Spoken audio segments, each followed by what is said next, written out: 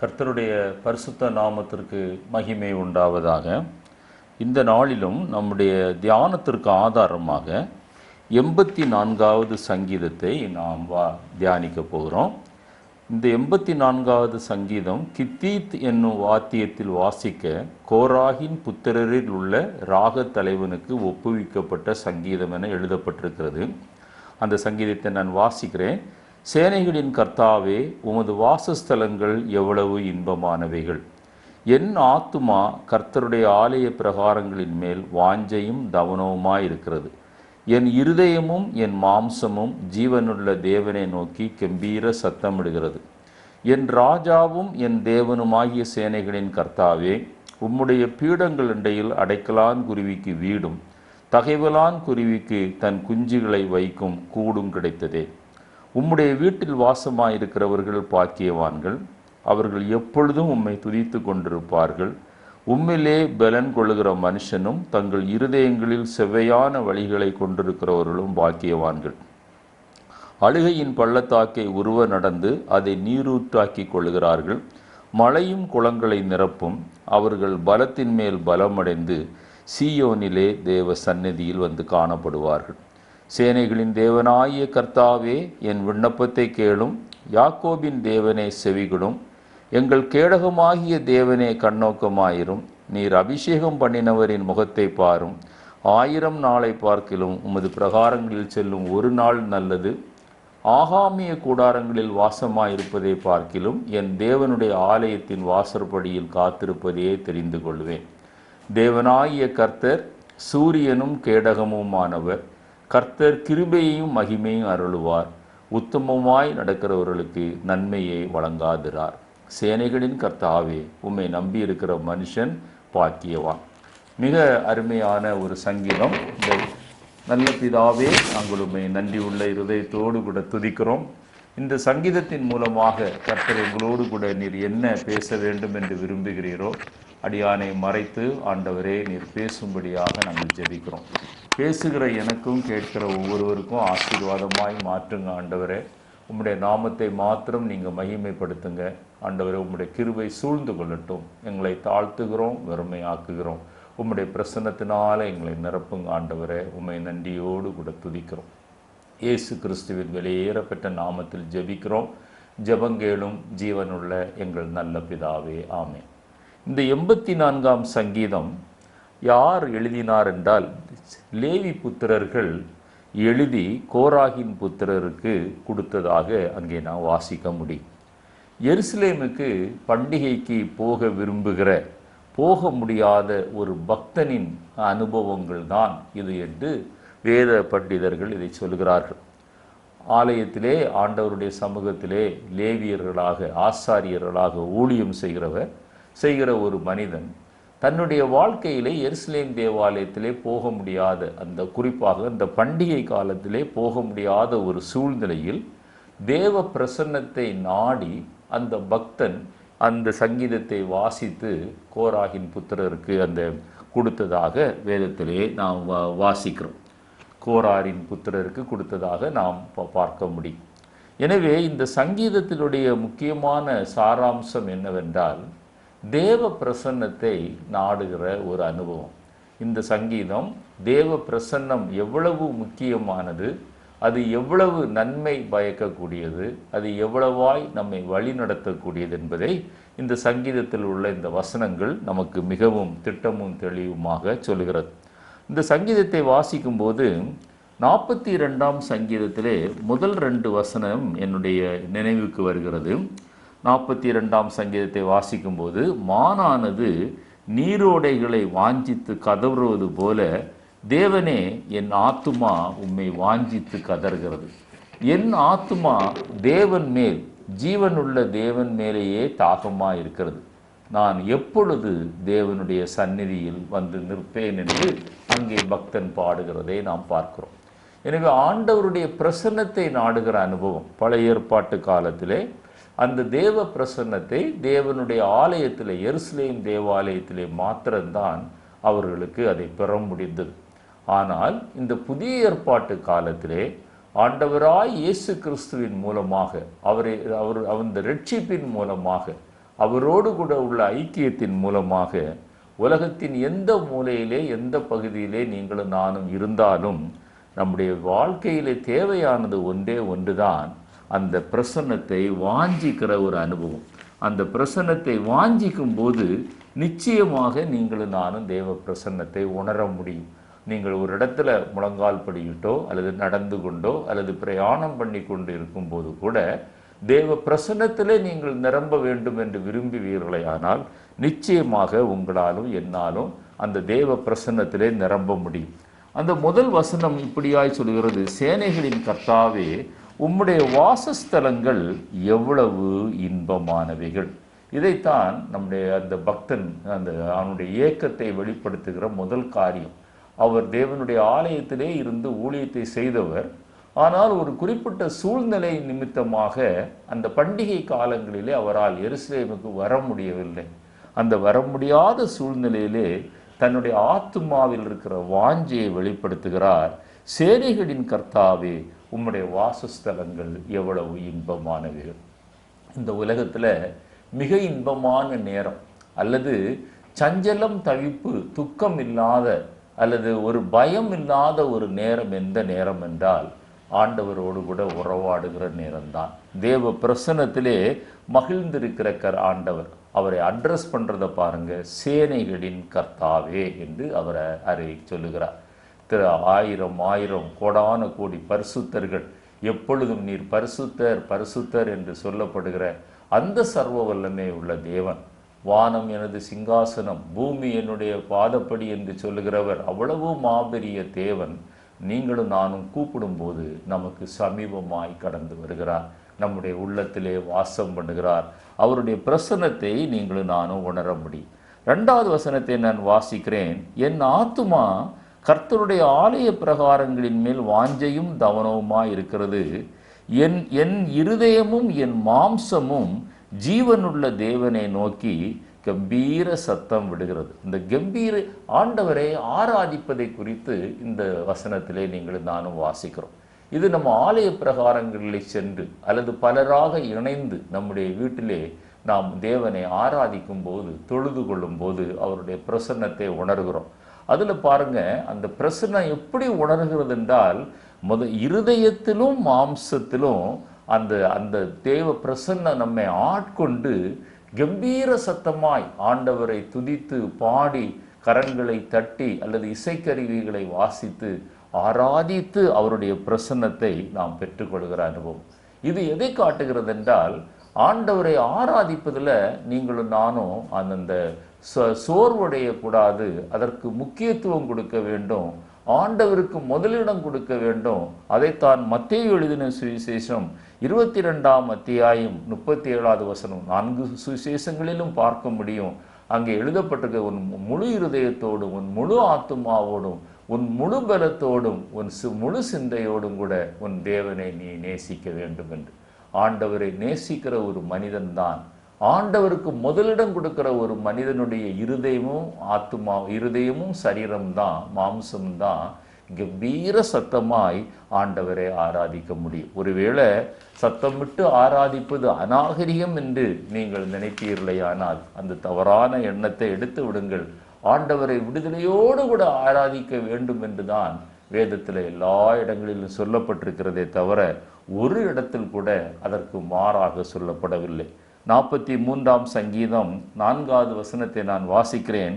அப்பொழுது நான் தேவனுடைய பீடத்தண்டைக்கும் எனக்கு ஆனந்த மகிழ்ச்சியாயிருக்கிற தேவனிடத்திற்கும் பிரவேசிப்பேன். தேவனே, என் தேவனே, உம்மை சுரமண்டலத்தால் துதிப்பேன் என்று பக்தன் சொல்வதை நீங்கள் பார்க்க முடியும். பாருங்க, ஒரு ஆனந்தத்தோடு நீங்களும் நானும் தேவனை ஆராதிக்க வேண்டும். மகிழ்ச்சியோடு தேவனை நீங்களும் நானும் ஆராதிக்க வேண்டும். தினமும் ஆலயத்திற்கு செல்ல முடியாமல் இருக்கலாம், ஆனால் அதிகாலையில் எழும்பி அவருடைய சமூகத்தில் காத்திருந்து ஆண்டவரே, என் தேவனே என்று விடுதலையோடு கூட நீங்களும் நானும் ஆராதிக்க முடியும். அப்படிப்பட்ட ஒரு ஆராதனையைத்தான் ஆண்டவர் நம்முடைய வாழ்க்கையிலே அவர் விரும்புகிறார். 3வது வசனத்தை நான் வாசிக்கிறேன்.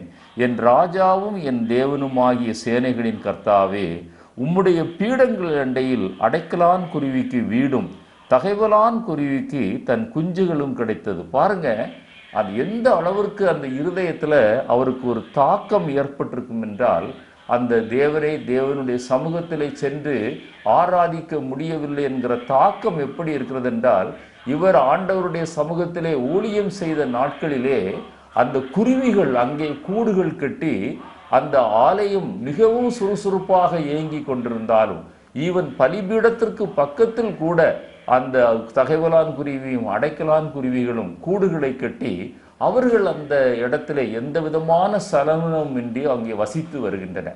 அந்த குருவிகளை அவர் பார்த்திருக்கிறார்.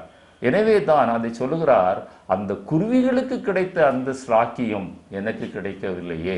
அவைகள் 24 மணி நேரமும் உம்முடைய சமூகத்திலே இருந்து உம்மை ஆராதிக்கிறதே, உம்மை தரிசிக்கிறதே, அந்த ஸ்லாக்கியம் எனக்கு இல்லை என்று சொல்லும் போதுதான் அவர் சொல்லுகிறார் பாருங்க, அடைக்கலான் குருவிக்கு வீடும் தகைவலான் குருவிக்கு தன் குஞ்சுகளை வைக்கும் அந்த இடமும் கிடைத்ததே என்று சொல்லுகிறார். இது ஒரு பக்தனுடைய ஒரு ஆதங்கம், ஒரு அங்கலாய்ப்பு என்று சொல்லலாம். தேவனை உண்மையாய் நேசிக்கிற ஒரு மனிதன் தன்னுடைய வாழ்நாளில் ஒரு ஆராதனையை மிஸ் பண்ணா கூட அது அந்த இருதயத்தில் பெரிய ஒரு பாதிப்பை உண்டாக்கும், ஒரு வேதனையை உண்டாக்கும், எதையோ இழந்து விட்டது மாதிரி தோன்றும்.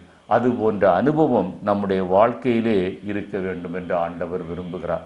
சேனைகளின் தேவன், கோடான கோடி தூதர்கள் அவரை ஆராதிக்கிறார்கள்.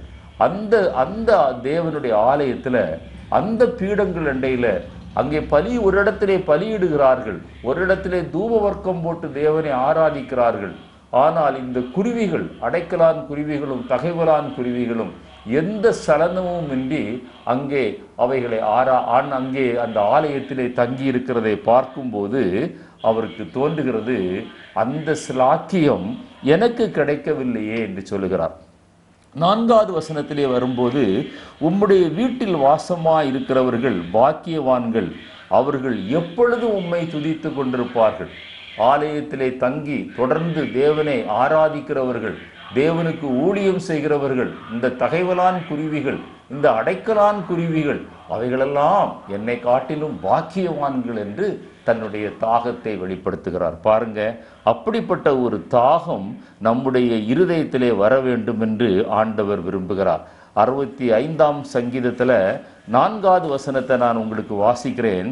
உம்முடைய பிரகாரங்களில் வாசமாய் இருக்கும்படி நீர் தெரிந்து கொண்டு சேர்த்து கொள்கிறவன் பாக்கியவான். பாருங்க, இதெல்லாம் ஒரு பாக்கியம் என்று நம்முடைய வாழ்க்கையிலே கருத வேண்டும்.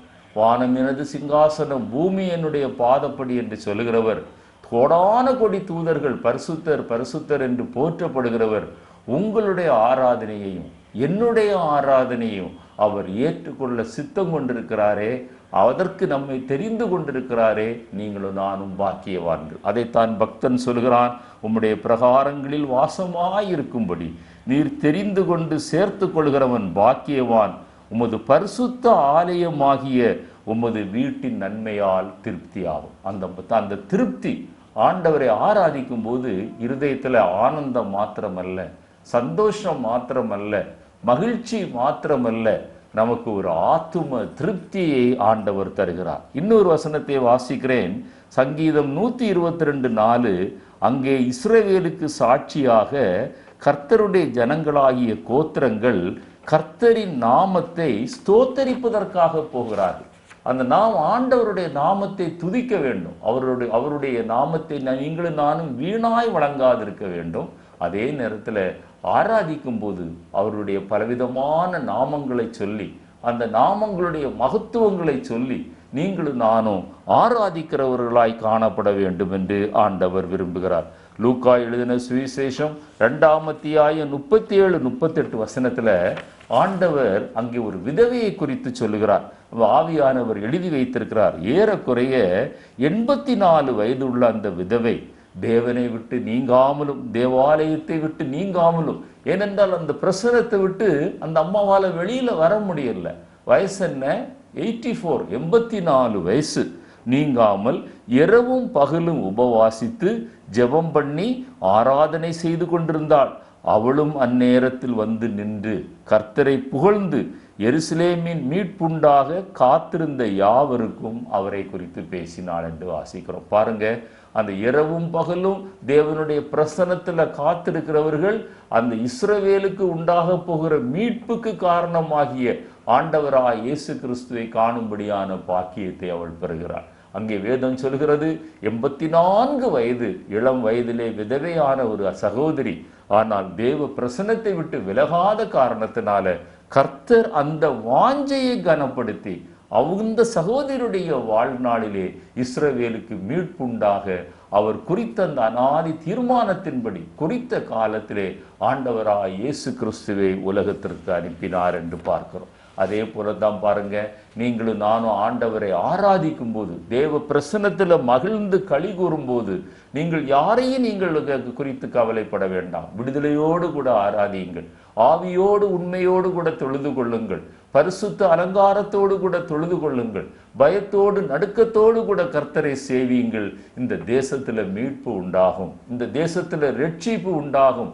அன்றைக்கு அந்த 84 வயது விதவை இஸ்ரவேலுக்கு உண்டாக போகிற மீட்பை குறித்து அவள் கண்டு அதை உணர்ந்து மற்றவர்களுக்கு சொன்னது போல நீங்களும் நானும் ஆண்டவர் தரக்கூடிய ரட்சிப்பை குறித்து, மீட்பை குறித்து, அவர் தருகிற அந்த விலையேற பெற்ற அந்த நம்முடைய நித்திய ஜீவனை குறித்து மற்றவர்களுக்கு சொல்ல ஆண்டவருடைய பிரசன்னத்தில் நீங்களும் நானும் காத்திருக்க வேண்டும்.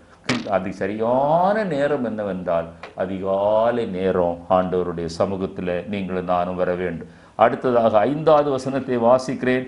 உம்மிலே பலன் கொள்ளுகிற மனுஷனும் தங்கள் இருதயங்களில் செவ்வையான வழிகளை கொண்டிருக்கிறவர்களும் பாக்கியவான்கள். பாருங்க, இங்கே ஒரு முக்கியமான காரியத்தை சொல்கிறார். ஆண்டவருடைய சமூகத்துல, தேவ சமூகத்துல, தேவ பிரசன்னத்துல நீங்கள் நானும் இருக்கும்போது பலத்தை நாம் அடைகிறோம், பலத்தின் மேல் பலம் அடைகிறோம். அந்த பலம் எப்பொழுது நமக்கு வருகிறது? சரீரத்துல பலவிதமான பலவீனங்கள் இருக்கலாம், ஆனா தேவ சமூகத்துல நீங்க முழங்கால் படியிட்டு பாருங்க, தேவ சமூகத்துல காத்திருந்து பாருங்க, ஒரு விசேஷித்த பலம் உங்களை ஆட்கொள்ளும். அதைத்தான் ஏசாயா 40:31 வாசிக்கிறோம். கர்த்தருக்கு காத்திருக்கிறவர்கள் புதுபலம் அடைந்து கழுகுகளைப் போல செட்டைகளை அடித்து அவர்கள் உயிரை எழும்புவார்கள். ஓடினாலும் இளைப்படையார்கள், நடந்தாலும் அவர்கள் சோர்ந்து போன மாட்டார்கள். இது ஒரு உள்ளான மனிதன் பலப்படுகிற ஒரு அனுபவம். இந்த அனுபவம் நீங்களும் நானும் பலப்படுகிற அனுபவம் எப்பொழுது நம்முடைய வாழ்க்கையிலே நடக்கும் என்றால் கர்த்தருடைய சமூகத்தில் காத்திருக்க வேண்டும், அவருடைய பிரசனத்திற்காய் காத்திருக்க வேண்டும். அந்த வசனத்தின் 2வது பகுதி இன்னொரு முக்கியமான காரியத்தை சொல்கிறது. தங்கள் இருதயங்களில் செவ்வையான வழிகளை கொண்டிருப்பார்கள். சரீரத்தில் மாத்திரம் பலம் அல்ல, ஆத்துமாவில் மாத்திரம் பலம் அல்ல, அவர்களுடைய இருதயம், அவங்களுடைய இருதயத்துல அந்த எண்ணங்கள், சிந்தனைகள், நினைவுகள், வாயின் வார்த்தைகள், கையின் கிரியைகள், அவர்கள் செய்கிற எல்லா காரியங்களும் கர்த்தருடைய பார்வையில செவ்வையாயிருக்கும். ஆண்டவருடைய சமூகத்துல காத்திருக்கிற ஒரு மனிதன், அவன் ஜெபிக்கிற ஒரு மனிதனுடைய வாழ்க்கையில தான் இந்த செவ்வையான வழிகளை நீங்க பார்க்க முடியும். ஜெபிக்கிற ஒரு மனிதன் பாவம் செய்வது கடினமான காரியம். பாவம் செய்கிற ஒரு மனிதன் ஜெபிக்கிறது ஒரு கடினமான காரியம். என்னை கேட்டுக்கொண்டிருக்கிற தேவனுடைய பிள்ளையே, தேவனுடைய சமூகத்தை வாஞ்சிக்க வேண்டும், அதை நாட வேண்டும். 6வது வசனம் இப்படியாய் சொல்கிறது. அழுகையின் பள்ளத்தாக்கை உருவ கடந்து அதை நீரூற்றாக்கி கொள்கிறார்கள், மழையும் குளங்களை நிரப்பும் என்று வாசிக்கிறோம். அழுகையின் பள்ளத்தாக்கு என்று இங்கே சொல்லப்படுகிற இந்த பள்ளத்தாக்கு என்னவென்றால், நீங்கள் வேதத்திலே நீங்கள் வாசித்து பார்ப்பீர்களே, ஆனால் வீப்பிங் வேலி ஆஃப் பெக்கா என்று எழுதப்பட்டிருக்கிறது, அல்லது இதற்கு இன்னொரு பெயர் ரெப்பாயும் என்று எழுதப்பட்டிருக்கிறது. இந்த அழுகையின் பள்ளத்தாக்கை குறித்து நீங்கள் அறிய வேண்டும் என்றால் 2 சாமுவேல் 5ஆம் அத்தியாயம் 22-25 வசனங்கள் வரை நீங்கள் வாசித்து பார்ப்பீர்களே, ஆனால் அந்த அழுகையின் பள்ளத்தாக்கை குறித்து அங்கே நீங்கள் காண முடியும். அது அந்த அழுகையின் பள்ளத்தாக்கு இந்த 84ஆம் சங்கீதத்தில் உள்ள கான்டெக்ஸ்டில் அதனுடைய அர்த்தம் என்னவென்றால், வாழ்க்கையில் வரக்கூடிய பாடுகள், வாழ்க்கையில் வரக்கூடிய உபத்திரவங்கள், போராட்டங்கள், நிந்தைகள், வேதனைகள், அவமானங்கள், சரீர பலகீனங்கள், வியாதிகள், இதெல்லாம் நீங்களும் நானும் கடந்து போகக்கூடிய அழுகையின் பள்ளத்தாக்கு. இந்த அழுகையின் பள்ளத்தாக்க நீங்களும் நானும் வெற்றிகரமாக கடந்து போக வேண்டும் என்பதற்கு நமக்கு தேவையான ஒரு அனுபவம் தேவனுடைய பிரசன்னம், தேவனுடைய சமூகம். என் சமூகம் உனக்கு முன்பாக செல்லும், நான் உனக்கு இளைப்பாறுதல் தருவேன் என்று யாத்திராகமம் 33ஆம் அத்தியாயம் 14வது வசனத்திலே நாம் வாசிக்கிறோம். அந்த சமூகம் நமக்கு முன்பாக இருக்குமேயானால் இந்த அழுகையின் பள்ளத்தாக்குல கடந்து போகிற அனுபவம் கடினமாய் தோன்றாது. அருமையான சகோதரனே, சகோதரியே, அது உன்னுடைய வாழ்க்கையில அது லெகுவாய் தோன்றும். என்ன உபத்திரவங்கள் வந்தாலும், போராட்டங்கள் வந்தாலும், நீ அதை வெற்றியாய் மாற்றுகிற அனுபவத்துக்குள்ள, அதைத்தான் அங்கே சொல்லப்பட்டுகிறது, அதை நீரூற்றாக்கி கொள்கிறார்கள். அந்த பள்ளத்தாக்குல நீரூற்றுகள் தோன்றும், மழையும் குளங்களை நிரப்பும் என்று வேதத்திலே வாசிக்கிறோம். இது எதை காட்டுகிறது? வாழ்நாள் முழுவதும் போராட்டம் அல்ல, வாழ்நாள் முழுவதும் நிந்தை, அவமானங்கள், வேதனைகள், துன்பங்கள் அல்ல. ஒரு நாள் அது நீரூற்றாய் மாறும். அது ஒரு நாள் அது குளங்களை நிரப்பும். இது உன்னுடைய வாழ்க்கையிலே வரக்கூடிய ஆசீர்வாதத்தை குறித்து ஆண்டவர் சொல்கிறார். எசேக்கியேல் தீர்க்கதரிசியின் புத்தகம் 43ஆம் அத்தியாயம் 19-20 தீர்க்க தரிசனமாக ஆண்டவர் சொல்கிறார், இதோ நான் ஒரு புதிய காரியத்தை செய்கிறேன், இப்பொழுதே அது தோன்றும், நீங்கள் அதை அறியீர்களா? நான் வனாந்திரத்தில் வழியையும் அவாந்திர வெளியிலே ஆறுகளையும் உண்டாக்குவேன். நான் தெரிந்து கொண்ட என் ஜனத்தின் தாகத்திற்கு வனாந்திரத்திலே நான் தண்ணீர்களையும் அவாந்திர வெளிகளே ஆறுகளையும் நான் உண்டாக்குவதனால் காட்டு மிருகங்களும் வலு சர்ப்பங்களும் கோட்டான் குஞ்சுகளும் என்னை கனம் பண்ணும் என்று சொல்கிறார். நீங்களும் நானும் தேவனை ஆராதிப்பதல்ல, இந்த உலகத்தில் உள்ள சகல சிருஷ்டிகளும் ஆண்டவரை துதிக்குது. காலையில் கூவிடும் பறவைகளும் மாலையில் கூப்பிடும் விலங்குகளும் இன்பமாய் இயேசுவை துதிக்கின்றன, என்னையும் துதித்திட அழைக்கின்றன என்று பக்தன் ஒருவன் பாடுகிறார். என்னை கேட்டுக்கொண்டிருக்கிற அருமையான தேவனுடைய பிள்ளையே, அந்த அழுகையின் பள்ளத்தாக்கு நீரூற்றாக மாற வேண்டும் என்றால், அது ஆசீர்வாதமாக மாற வேண்டும் என்றால், ஆசீர்வாத மழையாக எசேக்கியேல் தீர்க்கதரிசி 34:26 சொல்லப்பட்டது போல, நான் அவர்களையும் என் மேட்டின் சுற்றுப்புறங்களையும் ஆசீர்வாதமாய் மாற்றுவேன். ஆசீர்வாதமாய் மாற்றி ஏற்ற காலத்திலே மழையை பெய்ய பண்ணுவேன். ஆசீர்வாதமான மழை பெய்யும். என்னை கேட்டுக்கொண்டிருக்கிற சகோதரனே, சகோதரியே, வேதனை துன்பந்தான் வாழ்க்கை என்று நினைக்க வேண்டாம். ஆண்டவருடைய பிரசன்னத்தை நாடுகிற உனக்கு, ஆண்டவருடைய சமூகத்தில் காத்திருக்கிற உனக்கு ஏற்ற காலத்தில் ஆண்டவர் ஒரு ஆசீர்வாதமான மழையை உண்டு பண்ணுவார்.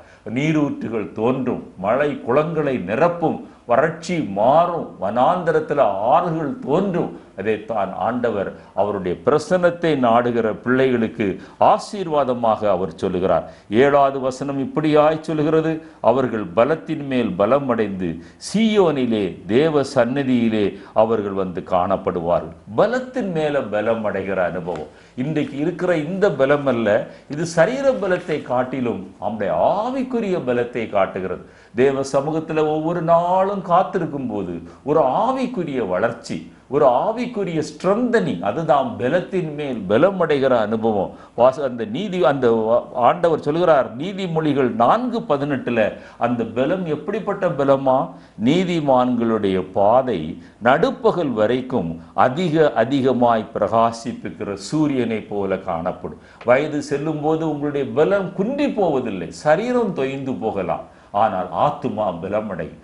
ஆத்துமா இன்னும் பலமடையும், ஆத்துமா இன்னும் பலமடையும். அது நடுப்பகல் வரைக்கும் பிரகாசிக்கிற சூரியனை போல ஆண்டவர் உங்களை பலப்படுத்துவார். உங்களை கொண்டு ஆண்டவர் இன்னும் அநேக காரியங்களை செய்வார். எனவே தான் வெளிப்படுத்தின விசேஷம் 22:11 ஆண்டவர் தேவ பிரசன்னத்தை நாடுகிற பிள்ளைகளுக்கு ஒரு ஆலோசனை சொல்லுகிறார். நீதி உள்ளவன் இன்னும் நீதி செய்யட்டும், பரிசுத்தம் உள்ளவன் இன்னும் பரிசுத்தமாகட்டும். அந்த தேவ பிரசன்னம் இன்னும் உங்களை நீதிமானாய் மாற்றும், இன்னும் உங்களை பரிசுத்தவானாய் மாற்றும்.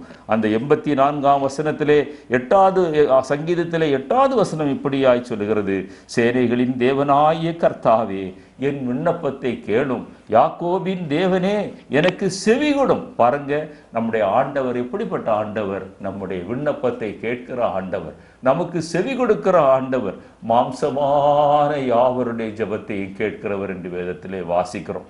கூப்பிடுகிற காக்கை குஞ்சுகளுக்கு ஆகாரம் கொடுக்கிறவர் என்று வேதத்திலே வாசிக்கிறோம். வேலைக்காரியுடைய கண்கள் எஜமாட்டியே நோக்கி இருக்குமா போல நோக்கி இருக்கிற அந்த வேலைக்காரருக்கும் வேலைக்காரிகளுக்கும் படியளிக்கிற ஒரு நல்ல பரம எஜமான் நம்முடைய ஆண்டவராய் இயேசு கிறிஸ்து.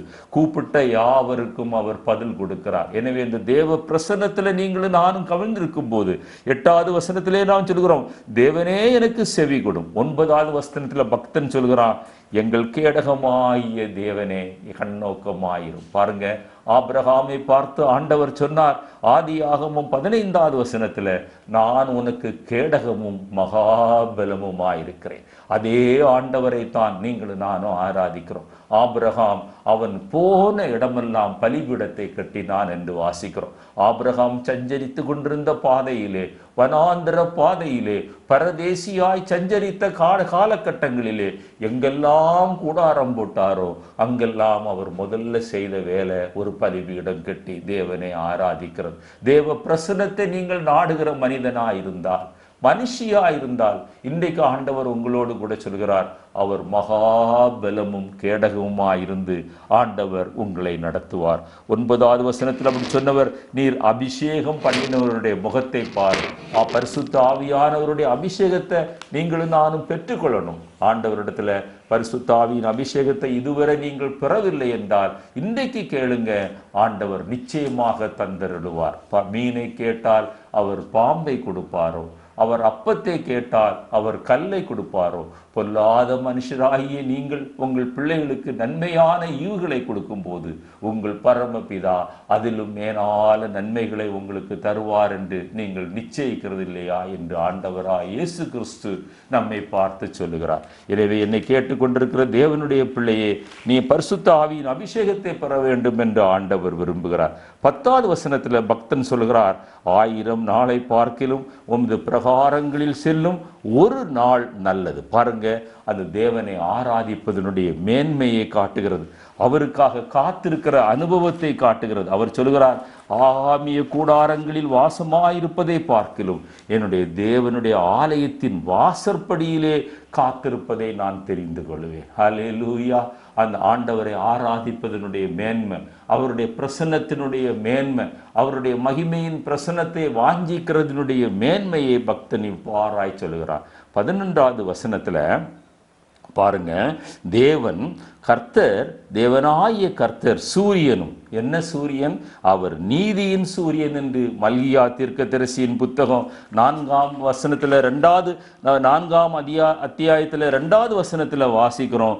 ஆனாலும் என் நாமத்துக்கு பயந்திருக்கிற உங்கள் மேல் நீதியின் சூரியன் உதிக்கும், அதன் செட்டைகளின் கீழ் ஆரோக்கியம் இருக்கும், நீங்கள் புறப்பட்டு போய் கொழுத்த கன்றுகளை போல வளருவீர்கள். பாருங்க, வேதம் சொல்கிறது, தேவனாகிய கர்த்தர் சூரியனும் கேடகவுமானவர். கர்த்தர் மகிமையும் கிருபையும் அருளுவார். உத்தமமாய் நடக்கிறவர்களுக்கு ஆண்டவர் நன்மையை வழங்காதிரார். பாருங்க, எவ்வளவு அருமையான வசனங்கள். இந்த வசனம் என்னுடைய வாழ்க்கையில என்னுடைய 50வது பிறந்த நாளில் ஆண்டவர் எனக்கு கொடுத்ததான ஒரு வாக்குத்தத்தம். இதனுடைய பின்னணியத்தை நான் உங்களுக்கு சொல்ல விரும்புகிறேன். ஆண்டவருடைய பிரசன்னத்தை நாடுகிற ஒரு மனிதனுடைய வாழ்க்கையில சத்துரு இடைப்பட்டாலும் ஆண்டவர் அவனோடு கூட இருந்து அவனை தேற்றி அவனை பலப்படுத்தி சகாயம் பண்ணுகிற ஆண்டவராயிருக்கிறார். அதிகாலையில் அந்த 50வது பிறந்த நாள் அன்றைக்கு 2005ஆம் ஆண்டு அந்த நாள் நான் அதிகாலையில் ஜெபித்த போது எனக்கு ஒரு வசனத்தை நான் என்னுடைய கண்கள் திரும்ப திரும்ப கண்டேன். அந்த வசனத்துல பார்த்தீங்கன்னா எரேமியா 28:16 அந்த வசனம் இப்படியாய் முடிகிறது, நீ சாகவே சாவாய் என்று. அப்பொழுது தேவ சமூகத்தில் திரும்பவும் முழங்கால் படியிட்டு ஆண்டவரை நோக்கி ஜெபித்த போது ஆண்டவர் இந்த வசனத்தை எனக்கு காட்டினார். நடந்தது என்ன தெரியுமா?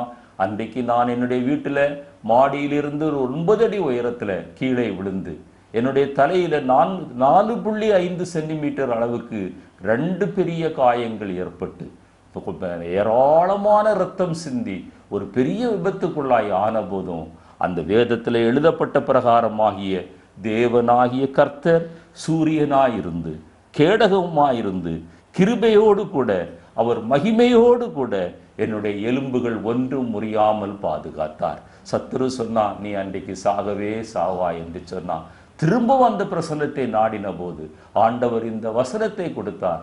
அப்பொழுது அந்த விபத்து நேரிட்ட போது, ஆண்டவரே இது நேரிடாமலே நீர் என்னை காத்திருக்கலாமே என்று சொன்னபோது ஆண்டவர் சொன்னார், தேவனுடைய நாமம் மகிமைப்பட இது நடந்தது என்று கூறினார். என்னை கேட்டுக்கொண்டிருக்கிற அருமையான பிள்ளையே, தேவனுடைய பிரசன்னத்தை நீங்களும் நானும் நாடும்போது ஆபத்துகளில், விபத்துகளில், நாசங்களில், மோசங்களில் பெரிய ஒரு பாதுகாப்பை தேவன் மகா பெரிய பலனாயிருந்து, கேடகமாயிருந்து, சூரியனாயிருந்து மகிமையோடு நம்மை தினத்தில் கூட வாகனத்தில் செல்லும் போது அந்த வாகன ஓட்டி அந்த கவனக்குறைவாக ஒரு எலக்ட்ரிக் போஸ்டில் அந்த காரை கொண்டு மோதி விட்டார். பெரிய ஸ்பார்க்கு, அந்த பவர் கட்டு ஏற்பட்டது. ஆனாலும் ஒரு சேதமும் ஏற்படாதபடி தேவரீர் பாதுகாத்தார். அதுதான் தேவனாகிய கர்த்தர், சூரியனும் கேடகமுமானவர். கர்த்தர் கிருபையும் மகிமையும் அருள்வார். உத்தமமாய் நடக்கிறவர்களுக்கு அவர் நன்மையை வழங்காதிரார் என்று வேதத்திலே வாசிக்கிறோம். பாருங்க, அப்படிப்பட்ட ஒரு அனுபவம் பாருங்க. அந்த ஆசீர்வாதத்தில் 2 காரியம், ஒன்று கிருபை, இன்னொன்று மகிமை. புலம்பல் புத்தகம் 3ஆம் அத்தியாயம் 22, 23 வாஸ்து பார்த்தீங்கன்னா, நீங்களும் நானும் நிர்மூலமாகாமல் இருப்பது ஆண்டவருடைய கிருபை. ஏசாயா தீர்க்கதரிசியின் புத்தகம் 60ஆம் அத்தியாயம் 19, 20 வசனங்களை வாசிக்கிறேன். இனி சூரியன் உனக்கு பகலிலே வெளிச்சமாயிராமலும், சந்திரன் தன் வெளிச்சத்தால் உனக்கு பிரகாசியாமலும், கர்த்தரே உனக்கு நித்திய வெளிச்சமாயிருப்பார். அதுதான் பாருங்க, அந்த தேவனாகிய கர்த்தர் சூரியனும் கேடகமுமானவர் என்று பக்தன் சொல்கிறார். அந்த கர்த்தரே நம்முடைய வாழ்க்கையில சூரியனாய், சந்திரனாய், வெளிச்சத்தை தருகிற ஒரு காரியமாய் மாறுகிற ஒரு அனுபவம்.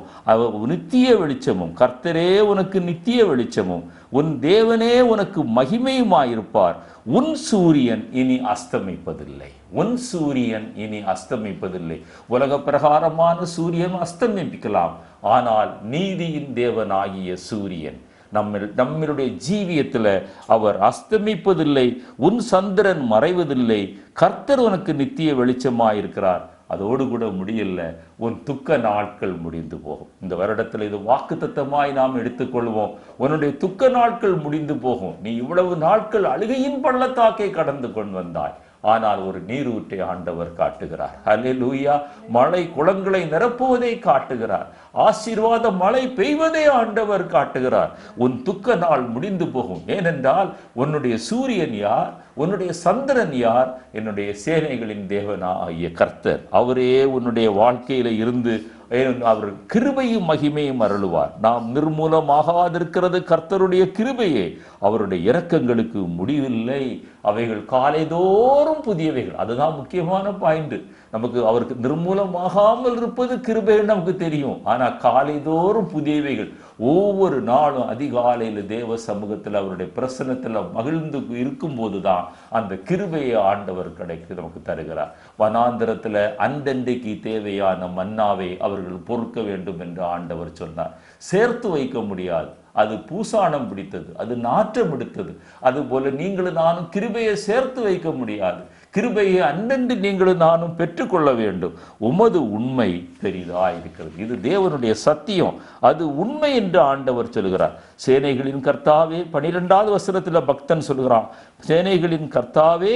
அங்க என்ன சொல்றார் பாருங்க, உம்மை நம்பி இருக்கிற மனுஷன் பாக்கியவான். 34ஆம் சங்கீதம் 10வது வசனம் சொல்கிறது, சிங்க குட்டிகள் தாழ்ச்சி அடைந்து பட்டினியாயிருக்கும், ஆனாலும் கர்த்தரை தேடுகிறவர்களுக்கோ ஒரு குறைவும் ஏற்படாது. எப்படி தேட வேண்டும்? மத்தேயு 6:31-33 சொல்லுகிறது, முதலாவது உன் தேவனையும் தேவனுடைய ராஜ்யத்தையும் தேட வேண்டும். அவருக்கு முதலிடம் கொடுத்து தேடுகிற அனுபவம், கர்த்தரை தேடுகிற அனுபவம். அதிகாலையில் நல்ல தூக்கம் வரும், நல்ல நிம்மதியாய் தூக்கம் வருகிற நேரம்தான். அந்த நேரத்தில் ஆண்டவரை தேடுவோம், அவருடைய பிரசன்னத்தில் மகிழ்ந்து களி கூறுவோம். அந்த காலைதோறும் அவருடைய கிருபைகளை நீங்களும் நானும் பெற்றுக்கொள்வோம். தேவனை நம்புகிறவர்கள் பாக்கியவான்கள். அதுதான் ரோமர் 8:28 வாசிக்கிறோம். அவருடைய தீர்மானத்தின்படி அழைக்கப்பட்டவராய் அவரிடத்தில் அன்பு கூறுகிறவர்களுக்கு சகலமும் நன்மைக்கு ஏதுவாக நடக்கும். 2 வசனங்களை நான் வாசித்து முடிக்க விரும்புகிறேன். 1 கொரிந்தியர் 2:9 இப்படி சொல்கிறது, தேவ பிரசன்னத்தை நாடுகிற மனிதனுடைய ஆசீர்வாதம் எப்படிப்பட்டது தெரியுமா? எழுதி இருக்கிறபடி தேவன் தம்மில் அன்பு கூறுகிறவர்களுக்கு ஆயத்தம் பண்ணினவைகளை கண் காணவும் இல்லை, காது கேட்கவும் இல்லை, அவைகள் மனுஷனுடைய இருதயத்தில் தோன்றவும் இல்லை, நினைப்பதற்கும் வேண்டிக் கொள்வதற்கும் அதிகமாய் கிரியை செய்கிறவர். என் பிதாவின் வீட்டில் அநேக வாசஸ்தலங்கள் உண்டு, அவைகளில் ஒன்றை நான் ஆயத்தப்படுத்தி நான் வந்து உங்களை அழைத்து செல்வேன் என்று சொன்னவர் திரும்பவும் வரப்போகிறார். நம்மால் கிரகிக்க முடியாத ஒரு நல்ல வாசஸ்தலத்தை ஆண்டவர் நமக்காக ஆயத்தம் பண்ணுகிறார். 1 தீமோத்தேயு 4:8 சரீர முயற்சி அற்ப பிரயோஜனம் உள்ளது, தேவ பக்தியானது இந்த ஜீவனுக்கும் இதற்கு பின்வரும் ஜீவனுக்கும் வாக்குத்தத்தம் உள்ளதாகையால் எல்லாவற்றிலும் பிரயோஜனம் உள்ளது. ஹல்லேலூயா. அந்த தேவ பிரசன்னத்தை நாடுவோம், தேவ பிரசன்னத்தை நாடுவோம், தேவ சமூகத்தில் காத்திருப்போம். அந்த பக்தன் எருசலேம் ஆலயத்திற்கு போக முடியாத அந்த அங்கலாய்ப்பில் இவ்வளவு அருமையான ஒரு சங்கீதத்தை எழுதி நமக்கு கொடுத்திருக்கிறார். இதை தியானிப்போம், இதன்படி ஜீவிப்போம், நீரூற்றுகளை காண செய்வோம், வனாந்தரத்தில் ஆறுகளை காணுவோம், அங்கே ஆசீர்வாத மழை பெய்யும். கர்த்தர் தாமே நமக்கு நீதியின் சூரியனாக மகா பலமாக கேடகமாய் மகிமையும் கிருபையும் அருள்வார். தேவன் தாமே இந்த வார்த்தைகளை ஆசீர்வதிப்பாராக. ஆமென். இந்த செய்தி உங்களுக்கு ஆசீர்வாதமாக இருந்தால் மற்றவர்களுக்கு அறிமுகப்படுத்துங்கள். உங்களுக்காக நாங்கள் ஜெபிக்கிறோம், நீங்களும் எங்களுக்காக ஜெபியுங்கள். அவர் மகிமையும் கிருபையும் அருளுகிற தேவன். அதை பெற்றுக்கொள்ளுவோம். ஆண்டவர் நம் அனைவரையும் ஆசீர்வதிப்பாராக. ஆமென்.